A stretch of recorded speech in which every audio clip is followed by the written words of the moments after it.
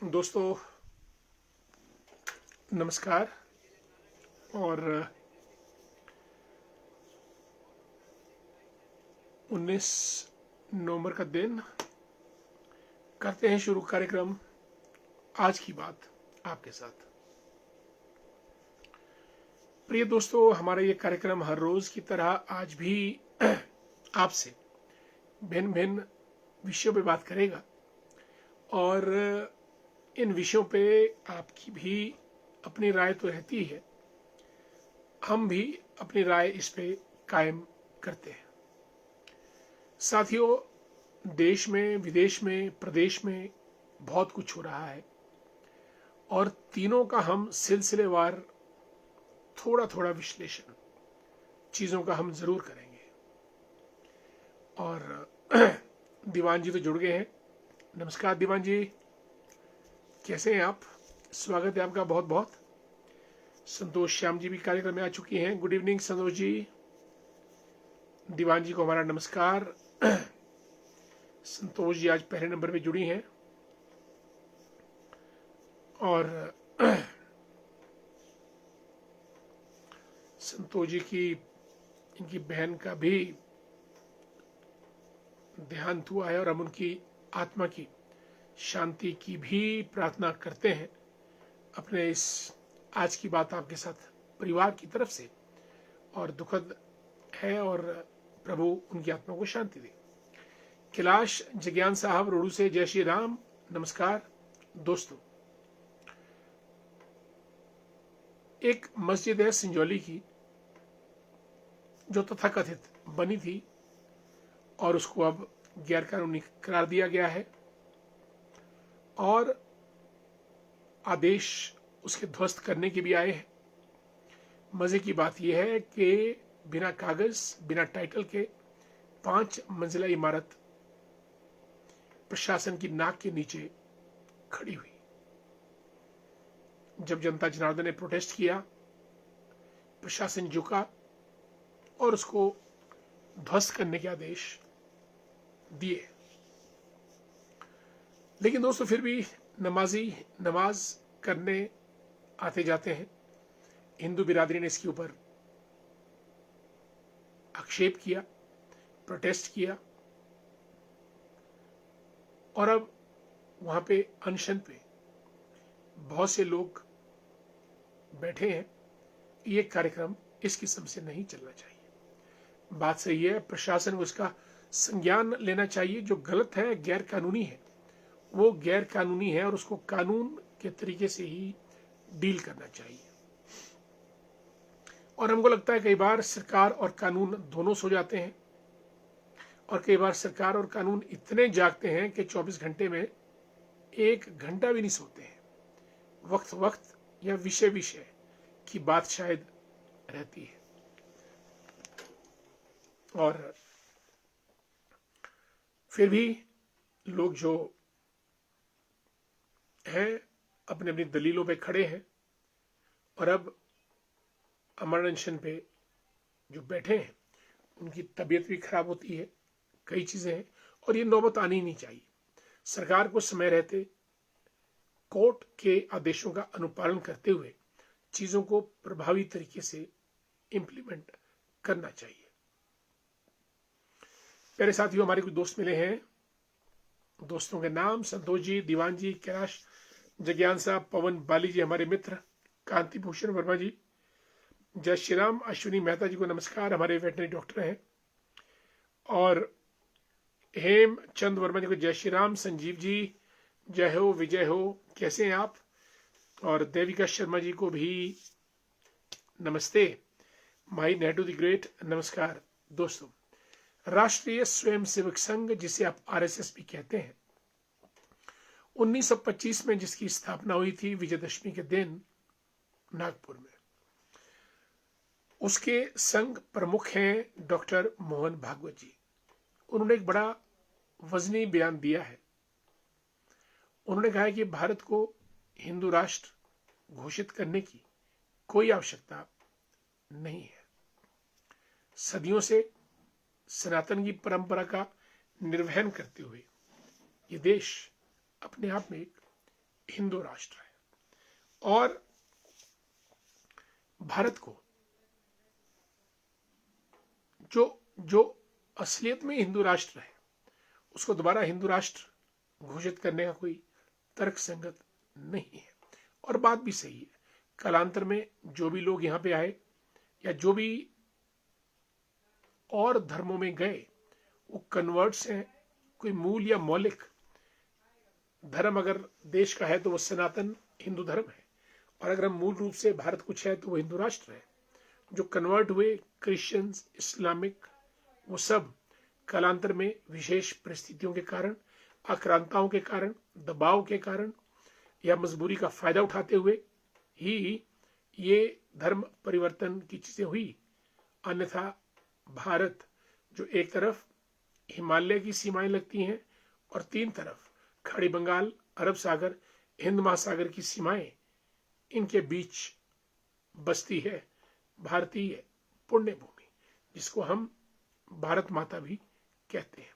तो मोहन भागवत जी का ये बयान अपने आप में एक बड़ा महत्व रखता है कि भारत मूल रूप से, मौलिक रूप से हिंदू राष्ट्र है और इसको घोषित करने की कोई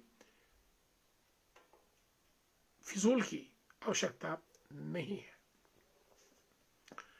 और हमारे प्रोफेसर यशवंत गुप्ता जी, गुड इवनिंग। आप आए तो बाहर आई, नमस्कार आपको बहुत बहुत। यशवंत गुप्ता जी हमारे कलीग भी रह चुके हैं और is a brilliant personality.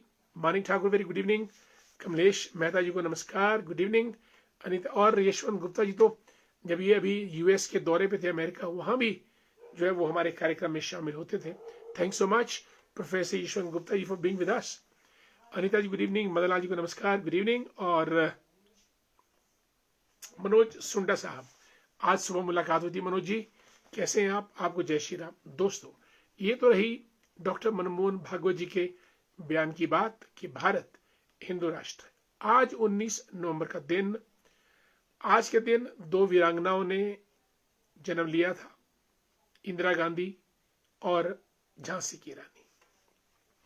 Indira Gandhi ने, जिनको दुर्गावी की संज्ञा दी थी वाजपेयी जी ने, अपने कार्यकाल में एक लौह महिला का परिचय देते हुए उन्होंने भारत के लिए वो सब कुछ किया जो एक महिला कर सकती थी।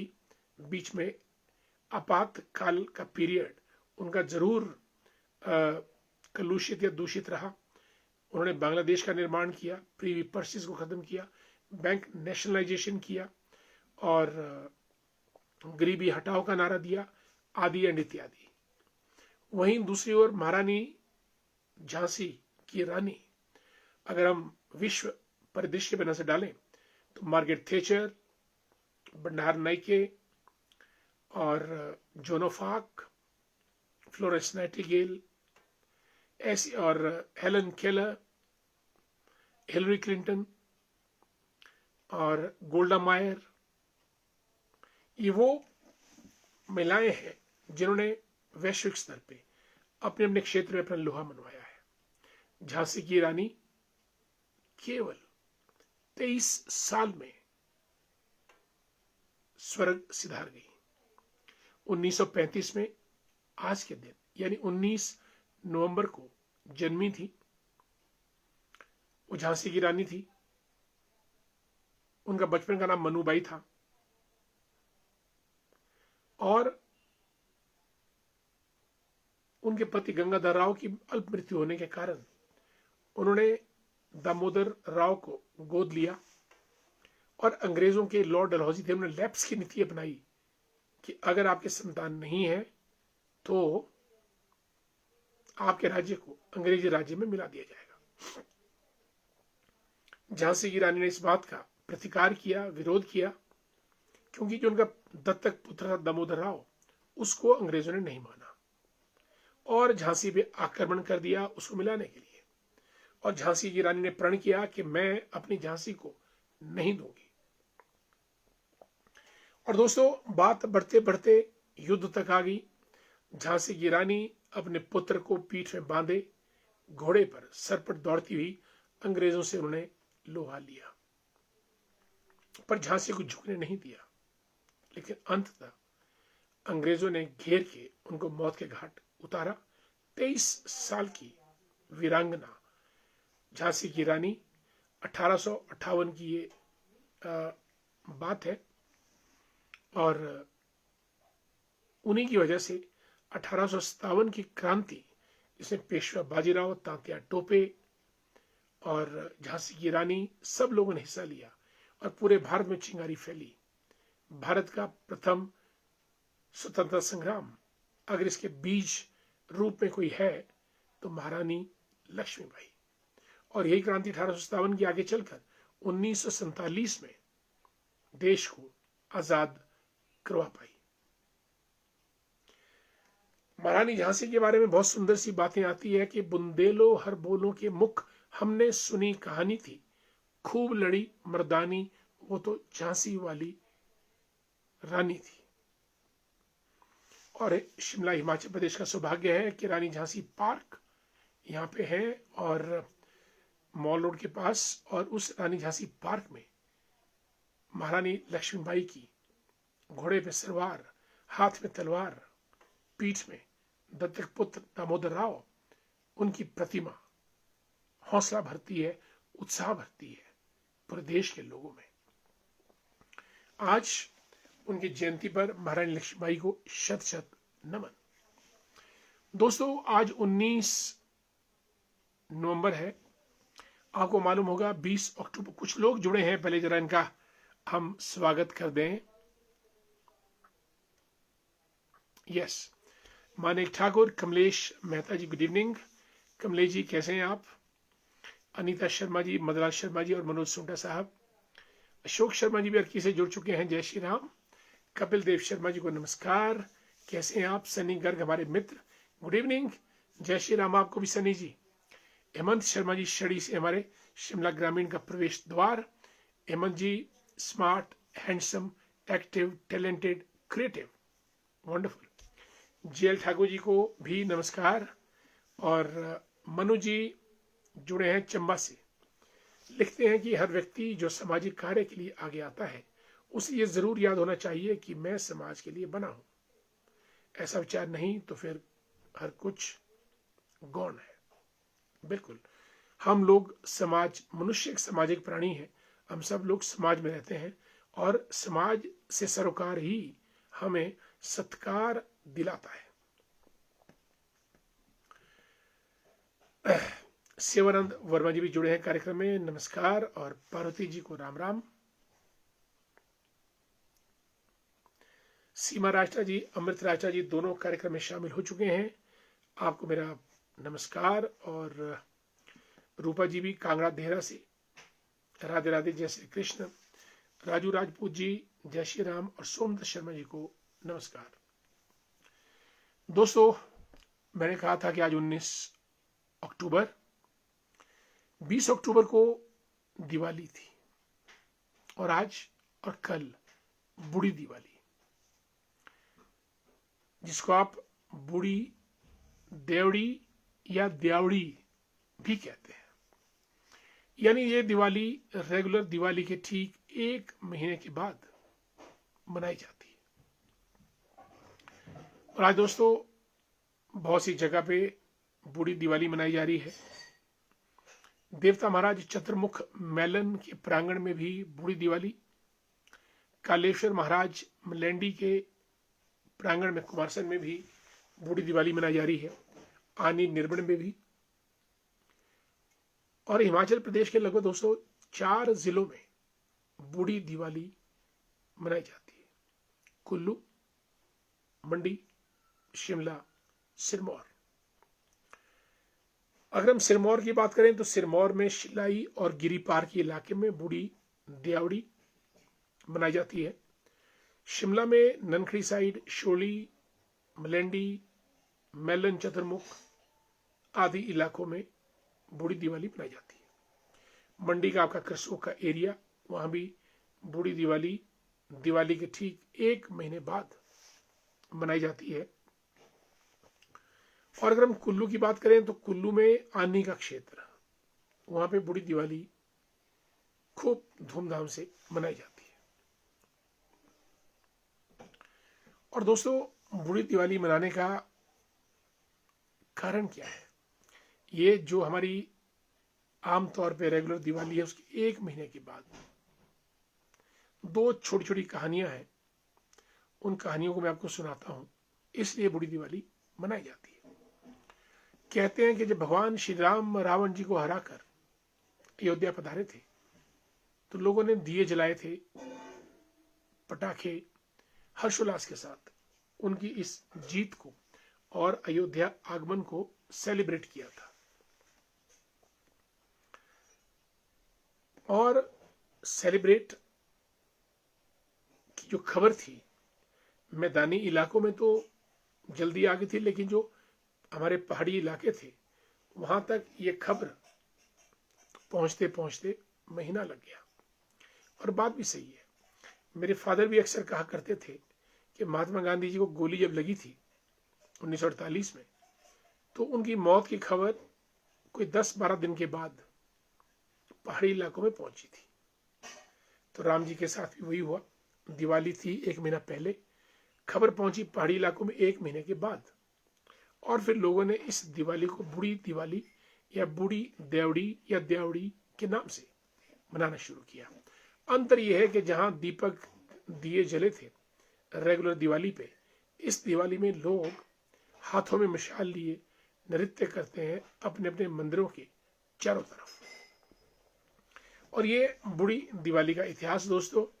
और अब हम मेलन कोटगढ़ क्षेत्र, चतुर्मुख देवता महाराज, मुझे भी वहां पे कई बार जाने का अवसर प्राप्त हुआ, और वहां देवता साहब चतुर्मुख का मंदिर है।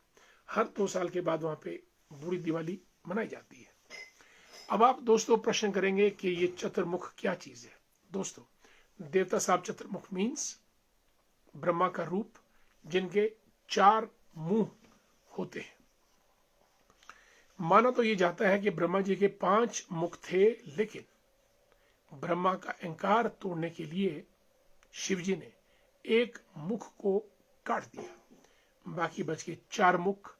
और ये चारों मुख ब्रह्मा जी के देवता चतुर्मुख में जो है, वो चारों वेदों को इंगित करते हैं, जैसे सामवेद, अर्थवेद, यथर्ववेद, यजुर्वेद। ऋग्वेद, सामवेद, अथर्ववेद और यजुर्वेद। 4 दिशाएं, 4 वेद, 4 मुख, चतुर्मुख।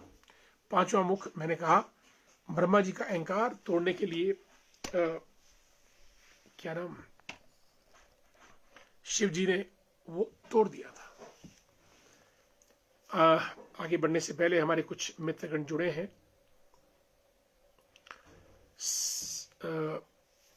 पविता शर्मा जी राम राम, संदीप वर्मा जी हमारे मित्र, भाई जी को जय श्री राम, बिल्कुल आपको भी। और लिखते हैं आज मैं जो भी हूं उसमें आपका बहुत बड़ा योगदान है। मुझे खुशी भी हुई और संतोष भी हुआ, और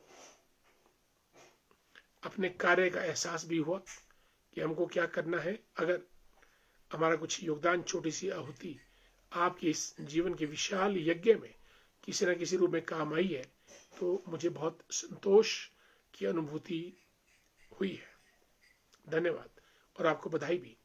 राजेंद्र रोहाल साहब को नमस्कार, राम राम। देवचंद ठाकुर जी नेरी से, रोहाल साहब ऑब्वियसली शोगी से। Om Prakash ji good evening. ओम प्रकाश जी लिखते हैं कि आप कैसे हैं? मैं ठीक हूं ओम प्रकाश जी, और आपकी भी हम खुशी और खैरियत चाहते हैं।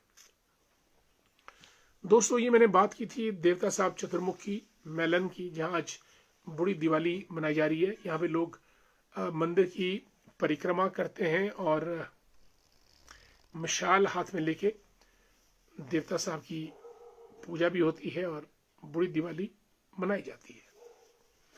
तो जितेंद्र वर्मा जी को नमस्कार, ठाया से जुड़े हमारे साथ। राजेंद्र सिंह वर्मा जी को भी गुड इवनिंग, टाइम निकाल ही लेते हैं। ठाकुरदास जी राधे राधे, हमारे थली पंचायत के प्रधान, आज तो दिल्ली पहुंच गए होंगे।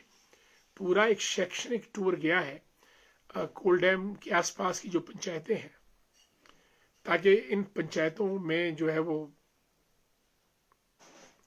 इन पंचायतों को ज्यादा गुस्सा ना आए। तो कई बार गुस्सा शांत करने के लिए भी घुमाना फिराना लाजमी होता है, पर ये इनका शैक्षणिक टूर है। लेकिन कोल डैम की जो समस्या है वो तो बरकरार रहेंगी, और ठाकुर दास जी तो उनको सुलझाने के लिए उसमें अपनी आवाज़ हमेशा बुलंद करते हैं। आपकी यात्रा मंगलमय हो और हमारी शुभकामनाएं आपके साथ। विजय सिंह वर्मा जी, गुड इवनिंग, कैसे हैं आप? पूरन जी को नमस्कार, जय हिंद। पूरन जी भी जुड़े कार्यक्रम में, आपका बहुत। हाँ, मैं दिल्ली में हूँ, बिल्कुल ठाकुर जी, दिल्ली में। आप, मुझे मालूम है, सुबह मैंने आपकी वीडियो देख ली थी, बसों में आप सब लोग जा रहे थे दिल्ली की तरफ। खूब एंजॉय कीजिएगा, देखिएगा, सीखिएगा, वापिस आइएगा, फिर आपसे मुलाकात करेंगे। Puran ji, great welcome to you for being with us in a programme आज की बात आपके साथ। दोस्तों, मैंने ये आपको देवता साहब चतुर्मुख की छोटी सी कहानी सुनाई, और बूढ़ी दिवाली के बारे में भी आपको मैंने बताने का प्रयास किया कि बूढ़ी दिवाली 1 महीने के बाद क्यों मनाई जाती है। हाँ, मैंने 2 कहानी थी, एक तो मैंने प्रभु श्री राम की कहानी तो आपको सुना दी कि उनकी अयोध्या वापसी का जो समाचार है पहाड़ी इलाकों में 1 महीने के बाद मिला था, इसलिए बूढ़ी दिवाली मनाई जाती है। एक और है, एक थे राक्षस वृत्रासुर, पंगा हुआ भगवान इंद्र के साथ, दोनों की लड़ाई हुई, और महर्षि दधीची ने अपनी हड्डियों का कवच दिया इंद्र को, और इंद्र ने फिर महर्षि दधीची के वज्र से ही वृत्रासुर देवता राक्षस का संहार किया था। इसकी खुशी में भी बूढ़ी दिवाली मनाई जाती है। जो भी हो, दिवाली तो दिवाली है, हर्षोल्लास, खुशी का पर्व। दोस्तों, बिहार में बहार है, नीतीश कुमार एक बार फिर तैयार है। नीतीश कुमार को विधायक दल का नेता चुन लिया गया। 20 साल से आदमी मुख्यमंत्री चला रहा है, बहुत गजब की बात है। और जो एमएलए होते हैं वो और पार्टियों से कम होते हैं, और पार्टियों के ज्यादा होते हैं, लेकिन राजनीति का दाव पेच कुछ ऐसा है कि कम एमएलए होते हुए भी बड़ी पार्टियों को नीतीश कुमार को ही मुख्यमंत्री बनाना पड़ता है। ये एक राजनीति का बड़ा रोचक पहलू है। और प्रधानमंत्री जी उनके इस शपथ ग्रहण समारोह में जाने वाले हैं। चिराग पासवान है, कुशवाहा जी हैं, और मांझी, तीनों इनकी छोटी छोटी रीजनल पार्टीज है, इनको भी मंत्री परिषद मिलेगी। और अक्सर कहा जाता है कि मलाईदार ओहदे मिलेंगे। भाई, ये बड़ा अजीब सा सवाल है कि मलाईदार ओहदे, ओहदे भी क्या मलाईदार होते हैं? मंत्रालय, ये बड़ी हैरानी की बात है कि राजनीतिज्ञों में ये परिभाषा है कि हमको मलाईदार मंत्रालय चाहिए। तो मंत्रालय, वो मंत्री क्या मलाई के लिए ले रहे हैं या काम करने के लिए ले रहे हैं? कल आप अखबार में पढ़िएगा कि फलां पार्टी ने मलाईदार मंत्रालयों की मांग की, और अगर वो नहीं मिलेंगे तो हिमाचल में ही हुआ था। कुछ लोगों ने, जब सुखविंदर सिंह सुक्खू जी की कैबिनेट बनने जा रही थी, तो अड़के रहे कि हमको मलाईदार ओहदे चाहिए। फिर झुकना भी पड़ता है कि भाई इनको मलाई खाने की आदत है, तो मलाईदार ओहदे फिर देने भी पड़ेंगे, वगैरह वगैरह। खैर, हमारी शुभकामनाएं नीतीश कुमार जी के साथ, बिहार को वो आगे ले जाएं। और कुछ हमारे मित्र, विजय सिंह वर्मा जी, गुड इवनिंग, और सतीश जी परवानू से बूढ़ी दीपावली की हार्दिक शुभकामनाएं। बिल्कुल सतीश जी, आपको भी। आज देवता साहब चतुर्मुख मेलन के प्रांगण में तो बूढ़ी दिवाली बड़े हर्षोल्लास से मनाई जा रही है, और छबीसी एरिया में, मलेंडी में भी कालेश्वर महाराज के प्रांगण में बूढ़ी दिवाली मनाई जा रही है। Suresh Tekta ji, good evening. मैं ठीक हूं टेक्टा साहब, नमस्कार, good to see you and welcome in a programme. Narayan Singh ji हमारे जिला भाजपा के महामंत्री और भाजपा के नेता हैं, और आपको भी जय श्री राम, भगवान श्री राम सबका करे कल्याण। दोस्तों, आज 19 नवंबर के दिन हमारे पास इतना ही। आप सब लोग जुटे कार्यक्रम में, ये आपका अपना कार्यक्रम है। राजू अत्री जी भी आए हैं, नमस्कार आपको राजू जी, कैसे हैं आप, और आपका स्वागत। दोस्तों, आपके आने से हमारी गपशप लग जाती है। आज हमने रानी झांसी के बारे में बात की, इंदिरा गांधी के बारे में बात की, डॉक्टर मोहन भागवत जी का बयान हिंदू राष्ट्र के बारे में हमने उस पर बात की, और देवता साहब चतुर्मुख मेलन की बात की, राम भगवान की अयोध्या यात्रा की बात की, वगैरह वगैरह। इन्हीं शब्दों के साथ आज की बात आपके साथ यहीं समाप्त। कल फिर और मुलाकात करेंगे। तब तक के लिए मुझे आज्ञा दीजिए। नमस्कार। जय हिंद। जय श्री राम।